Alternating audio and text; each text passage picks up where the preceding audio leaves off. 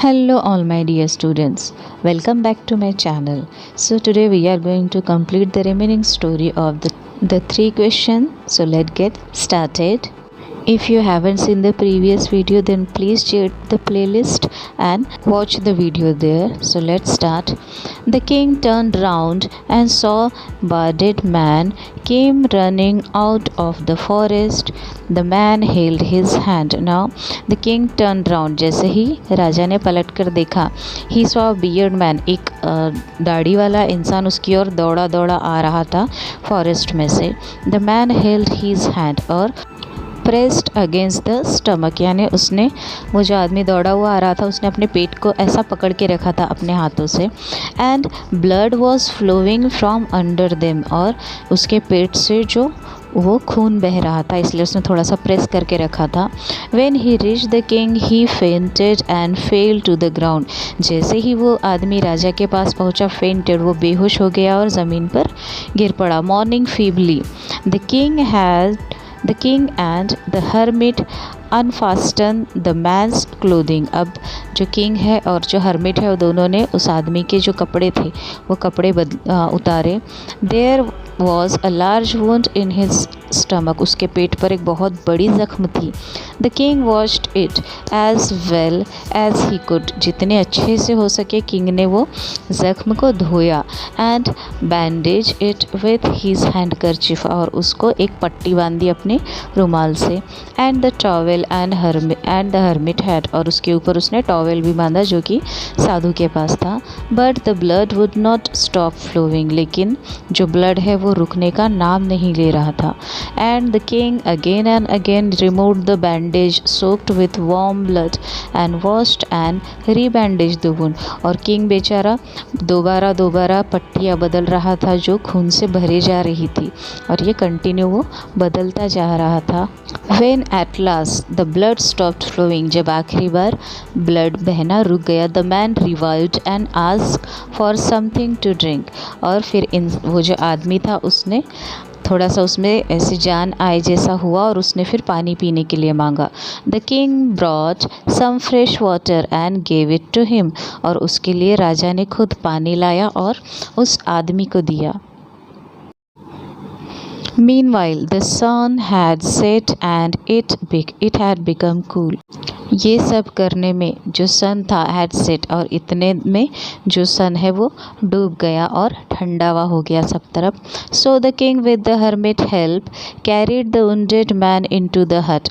और फिर हर्मिट की मदद से राजा ने उस आदमी को अंदर झोपड़ी में ले गया. The man lay there quietly with his eyes closed. और वहाँ वो जो इंसान है, ज़ख्मी इंसान, वो अपनी आंखें बंद करके चुपचाप लेटा रहा.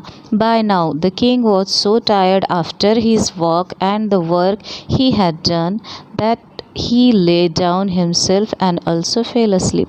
और आज दिन भर जो राजा ने काम किया था, वो डिगिंग का काम, उसके बाद ये आदमी की मदद करने का, तो उससे राजा बहुत ज़्यादा थक गया था और राजा भी वहाँ सो गया.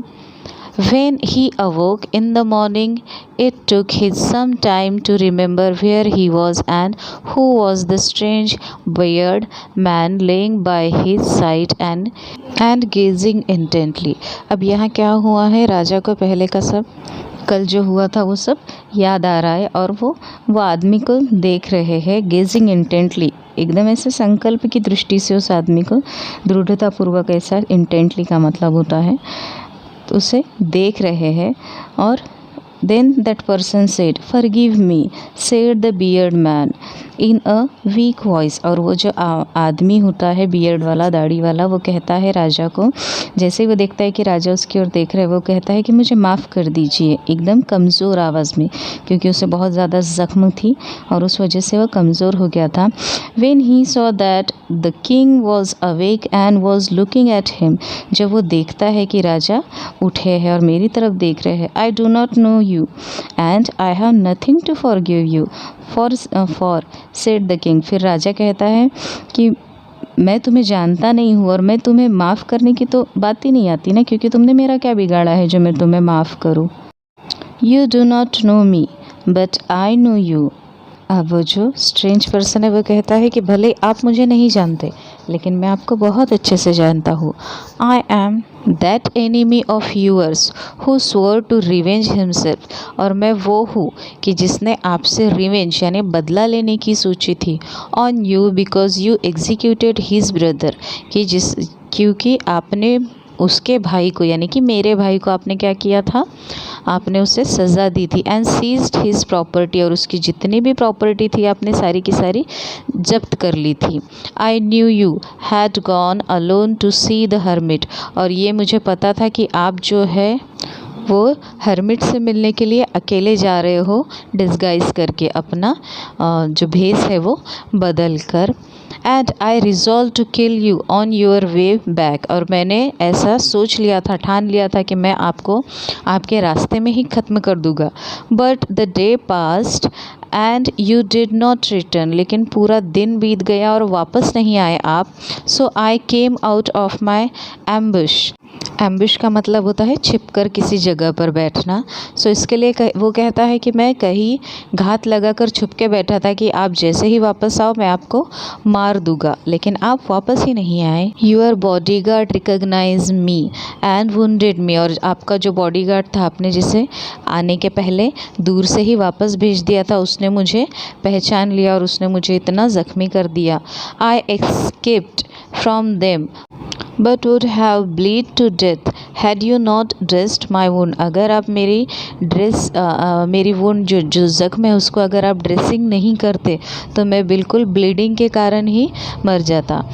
आई wish to kill you but you have saved my life, मैं आपको मारने की इच्छा रख रहा था लेकिन आप ही ने मेरी जान बचाई।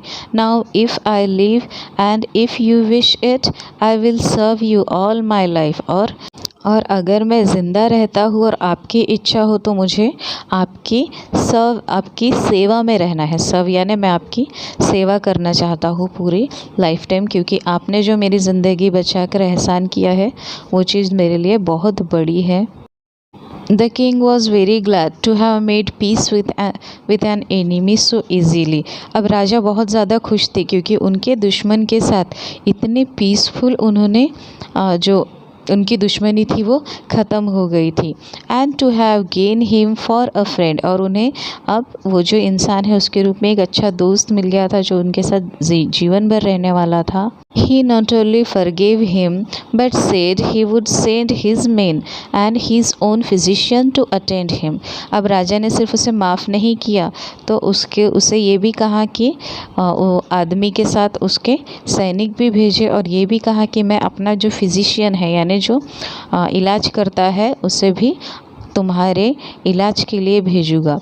The king then took leave of him, फिर जो किंग है वो आदमी के पास से चले गए। And went out to the hut to look for the hermit, और झोपड़ी के बाहर आ गए वो हर्मिट को देखने के लिए। Before going away he wished once more to beg for an answer to the question, और जाने के पहले वो एक बार चाहते थे कि फिर से एक बार वो साधु से वो 3 सवालों के जवाब अगर मिल जाते हैं तो। He had asked the hermit was outside on his knees sowing seeds in the beds that had been dug the day before. अब जो हर्मिट है, जो साधु है, वो क्या कर रहे थे, वो बीजे डाल रहे थे जो ज़मीन उन्होंने पहले दिन खोदी थी उसमें। The king approached him and said, For the last time I pray you to answer my question, wise man. अब राजा कहता है कि आखिरी बार मैं आपको अपने सवालों के जवाब पूछ रहा हूँ।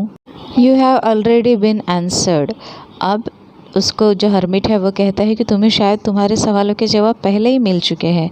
Said the hermit, still crouching on his thin legs and looking up at the king who stood before him. Crouching यानी फिर से अपने घुटनों के बल झुकना।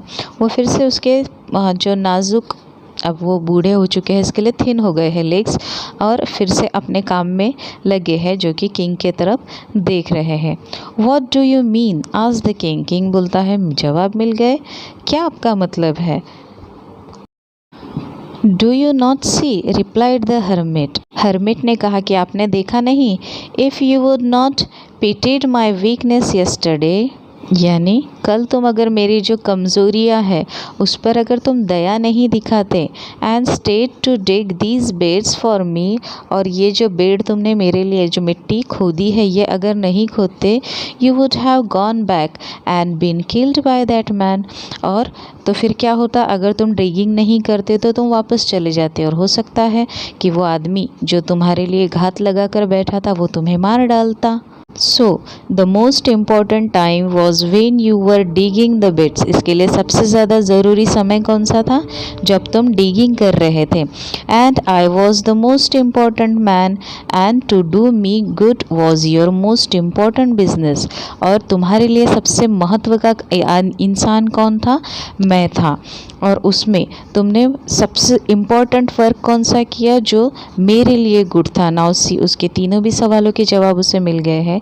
Business afterwards the most important time was when you are attending to that man, और सबसे इम्पॉर्टेंट समय जो तुमने पूछा है तो वो समय था जब उस इंसान को तुम्हारी ज़रूरत थी। For if you would not bound his wound, अगर तुम उस जख्मी इंसान की जख्मों को नहीं बांधते, ही वुड हैव डाइड, वो फिर मर सकता था। इसीलिए जो समय है यानी जब किसी को तुम्हारी ज़रूरत है उस समय तुम अगर वो इंसान के काम में आ जाते हो वही सबसे ज़रूरी समय होता है। Most important man and what you did for him, यानी सबसे ज़रूरी व्यक्ति और तुमने उसके लिए क्या किया है। Was your most important business, और यही तुम्हारा सबसे ज़रूरी काम है। Remember then there is only one time that is important now, यानी हमेशा याद रखो सबसे इम्पॉर्टेंट समय कौन सा है। It is the most important time because it is the only time when we have any power, सबसे ज़रूरी समय वो होता है कि जब आपके पास कोई पावर होती है। The most necessary person is the one with whom you are, for you do not know whether you will ever have dealing with anyone else, और वो समय सबसे ज़्यादा होता है जब आपके लिए वो इंसान ज़रूरी होता है उसके अलावा और दूसरा कोई नहीं। And the most important thing is to do this person good, और जो इंसान आपके साथ है उसके साथ आपको अच्छा करना है। Because for that purpose alone were you sent into this life, और बस वही एक पर्पज़ के लिए कि जो आपके साथ है जिसे आपकी ज़रूरत है आप उसका हमेशा भला करें, इसी एक पर्पज़ के लिए हमें ये ज़िंदगी मिली है, हम इसीलिए इस दुनिया में आए हैं। तो इस तरह राजा को अपने तीनों सवालों के जवाब मिलते हैं। So here we have finished with the second part of the story. If you like it please like, share with your friends, subscribe the channel for more videos. Till then, thank you. Bye bye.